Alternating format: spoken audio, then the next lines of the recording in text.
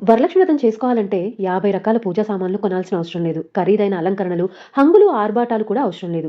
ఇది మన ఇంట్లో ఉన్న వస్తువులతో మన స్తోమతకు తగ్గట్టుగా సింపుల్‌గా వరలక్ష్మి వ్రతం చేసుకునే వాళ్ళ కోసం నేను చెప్తున్నాను. మీరు చాలా ఖర్చు పెట్టి చాలా గ్రాండ్‌గా పూజ చేసుకోవాలి అనుకుంటే దయచేసి ఈ వీడియోని స్కిప్ చేసేయండి. కానీ నాలాంటి మిడిల్ క్లాస్ వాళ్ళు ఉన్నంతలో చక్కగా అమ్మవారిని పూజించుకోవాలి అనుకునే వాళ్ళు మాత్రం ఈ వీడియో చివరి వరకు చూడండి. ముందుగా వ్రతం రోజు ఉదయాన్నే ఇల్లంతా శుభ్రం చేసుకోండి. గడపకు పసుపు రాసి కుంకుమ బొట్లు పెట్టి, గడపకి పువ్వులు పెట్టి అగరబత్తి వెలిగించండి. తులసమ్మ దగ్గర కూడా పువ్వులు పెట్టి దీపం వెలిగించండి. ఆ తరువాత పూజ గదిని చక్కగా శుభ్రం చేసుకొని పీఠాన్ని అమర్చుకోండి. పీఠం మీద పసుపు రాసి బియ్యపిండితో ఒక చిన్న ముగ్గును వేసుకోండి. ఆ ముగ్గు మీద ఒక ఇత్తడి ప్లేటు గాని, రాగి ప్లేటు గాని చక్కగా పసుపు కుంకాలతో అలంకరించుకొని 3 గుప్పెళ్ళ బియ్యం పోయండి. ఇప్పుడు ఒక రాగి చెంబు తీసుకొని మీ దగ్గర ఉన్న కలశం అంటే రాగి కలశం కానీ, వెండిది కానీ ఏ చెంబైనా పర్వాలేదు మీ స్తోమతకు తగ్గట్టు. అందులో కొంచెం నీళ్లు పోసి పసుపు, కుంకుమ, అక్షంతలు వేసి ఒక రూపాయి నాణాన్ని వేయండి. కలశంలో 5 మామిడాకులు కానీ, 5 తమలపాకులు కూడా పెట్టొచ్చు. వాటి మీద ఒక కొబ్బరికాయ పెట్టండి. కొబ్బరికాయకి పసుపు, కుంకం పెట్టండి. ఇప్పుడు ఒక విషయం మాత్రం గుర్తుపెట్టుకోండి. కలశం మీద బ్లౌజ్ పీస్ పెట్టాలి కాబట్టి అది ప్రత్యేకంగా ఖరీదైనదే అయ్యి ఉండాల్సిన అవసరం లేదు. మీరు తర్వాత కుట్టించుకొని ఉపయోగించుకునే బ్లౌజ్ పీస్ ఉంటే అదే పెట్టండి.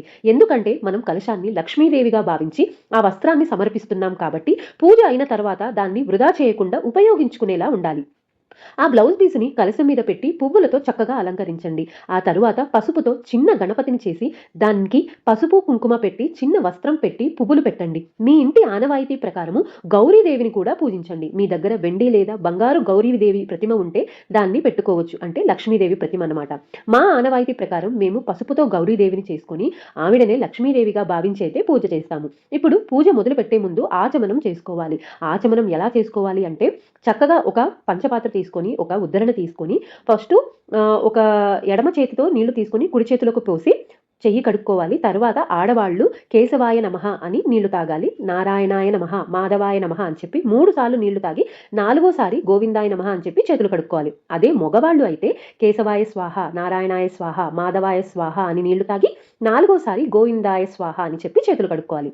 ఆ తర్వాత ముందుగా గణపతిని పూజించాలి. చక్కగా కొన్ని అక్షంతలు తీసుకొని పసుపు గణపతికి ఓం గం గణపతయే నమః అని చెప్పి గణపతికి అక్షంతలు వేసి ధూపం, దీపం చూపించండి. చిన్న బెల్లం ముక్కను నైవేద్యంగా పెట్టండి. దానికోసం ప్రత్యేకంగా కొనాల్సిన అవసరం లేదు. మన ఇంట్లోనే ఉంటాయి కాబట్టి. ఆ తర్వాత సంకల్పం చెప్పుకోవాలి. సంకల్పం అంటే ఈ పూజని ఎప్పుడు, ఎవరు, ఏ ఉద్దేశంతో చేస్తున్నారు అంటే మనం ఎవరి కోసం చేస్తున్నాము అని చెప్పుకోవడం. దీనిలో సంవత్సరం, మాసం, తిథి, వారం, మీ పేరు, మీ కుటుంబ సభ్యుల పేర్లు, మీ గోత్రము అన్నీ మనం వరలక్ష్మి అమ్మవారికి చెప్పుకోవాలి. సంకల్పం ఎలా చెప్పాలో నేను కింద డిస్ప్లే చేస్తాను. చక్కగా అది చూసి చదువుకోవచ్చు. సంకల్పం పూర్తయిన తర్వాత గౌరీదేవికి పసుపు, కుంకుమ పెట్టి పువ్వులతో అలంకరించండి. ఇప్పుడు వరలక్ష్మి అమ్మవారిని ఆహ్వానిస్తూ పూజ మొదలుపెట్టాలి. కలశాన్ని పువ్వుతో మెల్లగా తాకుతూ ఓం శ్రీ వరలక్ష్మీ నమః ఆవాహయామి, స్థాపయామి, పూజయామి అని చెప్పుకోవచ్చు. అంటే అమ్మవారిని మన ఇంటికి ఆహ్వానించి ఇక్కడే కొలువయుండి మా పూజను స్వీకరించమ్మా అని చెప్పడం అనమాట. ఆ తరువాత అమ్మవారికి పసుపు, కుంకుమ, అక్షంతలు, పువ్వులు సమర్పించండి. మీకు లక్ష్మీదేవి అష్టోత్తరం వస్తే ఖచ్చితంగా చదువుకోండి. ఇంకా ఏదైనా శ్లోకాలు కానీ, స్తోత్రాలు కానీ వస్తే అవి కూడా చదువుకోండి. లేదు మాకు శ్లోకాలు రావు, స్తోత్రాలు రావు అనుకునే వాళ్ళు అస్సలు బాధపడాల్సిన అవసరం లేదు. నేను ఈ కింద వీడియోలో మీకు చక్కగా చదువుకోగలిగిన ఒక అత్యంత శక్తివంతమైన స్తోత్రాన్ని ఇస్తాను. కనీసం అదైనా సరే చదువుకోండి. ఆ తర్వాత 9 పోగులు కలిగిన దారాన్ని తీసుకొని పసుపు నీటిలో తడిపి 9 ముడులు వేయండి. ప్రతి ముడి వేసేటప్పుడు ఓం వరలక్ష్మే నమః అని అనుకుంటూ పూజించండి. ఆ తోరాన్ని అమ్మవారికి సమర్పించి ఇంకొక తోరాన్ని మీరు కట్టుకోండి. ఇంకొక తోరాన్ని మీ ఇంట్లో వాళ్ళకి కానీ, ముత్తైదువులకు కానీ ఇవ్వచ్చు. ఇక అమ్మవారి నైవేద్యం పెట్టాలి. ఇక్కడ కూడా ఒక విషయం గుర్తుపెట్టుకోండి. 9 రకాల నైవేద్యాలు చేయాలి, 9 రకాల చేయాలి, చాలా రకాల స్వీట్లు పెట్టాలి అని ఇబ్బంది పడకండి.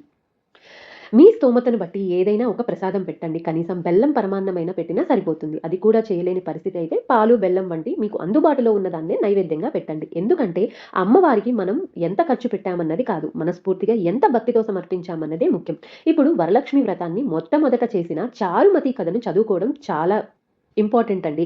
చారుమతి అనే స్త్రీకి లక్ష్మీదేవి కలలో కనిపించి వరలక్ష్మి వ్రతం చేయమని చెప్పడం, ఆమె ఆ వ్రతాన్ని భక్తితో ఆచరించడం, ఆ వ్రతం ద్వారా ఆమెకు మరియు ఆమె కుటుంబానికి కలిగిన అష్టైశ్వర్యాలు వచ్చిన కథనే ఈ వరలక్ష్మి వ్రతము. ఈ కథని పరమశివుడు పార్వతీదేవికి చెప్పినట్టుగా మన పురాణాలు చెప్తున్నాయి.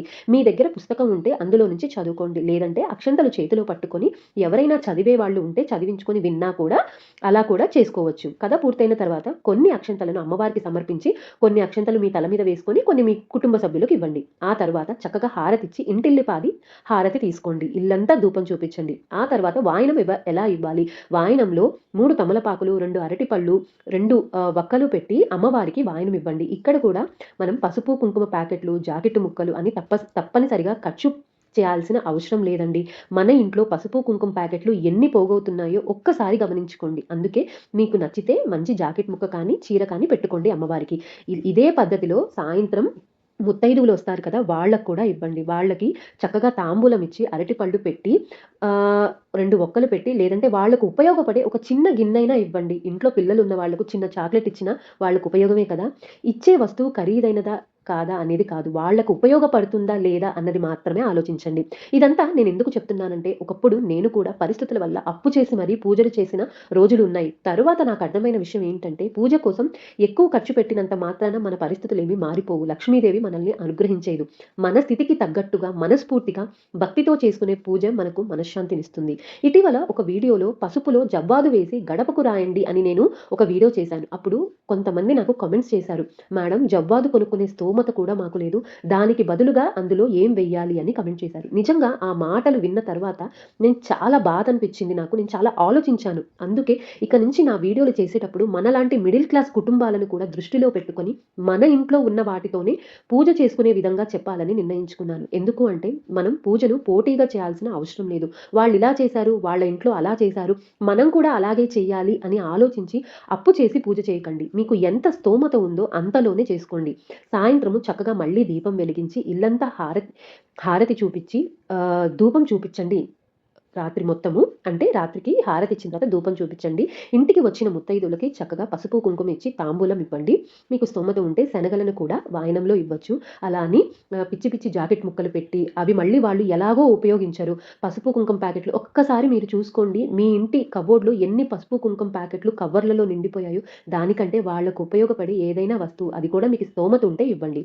దాని తర్వాత అమ్మవారికి ఉద్వాసన చెప్పుకోవాలి. ఉద్వాసన అంటే, అమ్మ నువ్వు మా ఇంటికి వచ్చి మా పూజను స్వీకరించావు. మళ్ళీ మా ఇంటికి రావాలమ్మా అని మనస్ఫూర్తిగా ప్రార్థించడం. మీ ఇంటి ఆచారం ప్రకారం ఆవాహయామి అని చెప్పుకొని ఉద్వాసన చెప్పొచ్చు. అదే రోజు ఉద్వాసన చేస్తే మరుసటి రోజు వరకు కలశాన్ని ఉంచే విషయంలో మీకు ఇబ్బంది అనేది ఉండదు. మరుసటి రోజు కలశంలోని నీటిని తులసి అమ్మవారికి పోయండి. కలశం కింద పెట్టిన బియ్యాన్ని పాయసంగా చేసుకొని కుటుంబ సభ్యులు ప్రసాదంగా తీసుకోవచ్చు. కొబ్బరికాయను కూడా ఇంటిల్లిపాది ప్రసాదంగా తీసుకోండి. పసుపు గణపతిని నీళ్లల్లో కలిపి మొక్కలకు పోయండి. అలాగే గౌరీదేవిని చేసుకుని ఉంటే చక్కగా స్నానం చేసిన తర్వాత కొంచెం ఆ పసుపు ముద్దలో కొంచెం పసుపు తీసుకొని మొహానికి రాసుకొని మిగిలిన దాన్ని నీళ్లల్లో కలిపి మొక్కలకి పోయవచ్చు. తోరాన్ని కూడా, అంటే అమ్మవారికి మనం తోరం పెట్టాం కదా, అది కూడా ఏదైనా చెట్టు మొదట్లో వేయొచ్చు. కలశంలో పెట్టిన నాణాన్ని మీ పూజా మందిరంలో కానీ, మీ బీరువా లాకర్లో అంటే డబ్బు దాచుకునే ప్రదేశంలో పెట్టుకోవచ్చు. మీ చేతికి కట్టుకున్న తోరాన్ని ఆ రోజు తీయాలనుకుంటే తీయవచ్చు. లేదంటే మీ ఇంటి ఆచారం ప్రకారం కొంతకాలం ఉంచుకోవాలనుకుంటే మీరు ఉంచుకోవచ్చు. ఇంతేనండి, వరలక్ష్మి వ్రతాన్ని ఇంత సింపుల్‌గా మన స్తోమతకు తగ్గట్టుగా పూజ చేసుకోవచ్చు. పూజ అంటే ఖర్చు కాదు, భక్తి. అందుకే ఈసారి ఎవరిని చూసి పోటీ పడకుండా నాకు ఉన్నంతలో నేను భక్తిగా అమ్మవారిని పూజ చేసుకుంటాను అని అనుకొని ప్రశాంతంగా వ్రతం చేసుకోండి. వరలక్ష్మి అమ్మవారి ఆశీస్సులు మీకు, మీ కుటుంబ సభ్యులందరికీ ఎల్లప్పుడూ ఉండాలని, మీరు సుఖ సంతోషాలతో ఆరోగ్యంగా ఉండాలని మనస్ఫూర్తిగా కోరుకుంటున్నాను. మీకు ఇంకా ఏమైనా డౌట్లుంటే నన్ను కింద అడగొచ్చు. రేపటి వీడియోలో మళ్ళీ కలుద్దాం. నమస్కారం.